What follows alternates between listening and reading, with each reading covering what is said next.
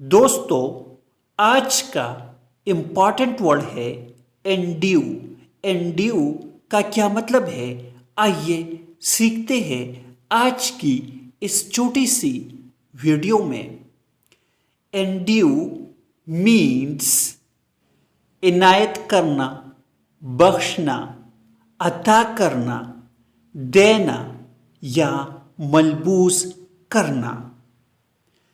आइए इस वर्ड को सेंटेंस में इस्तेमाल करते हैं।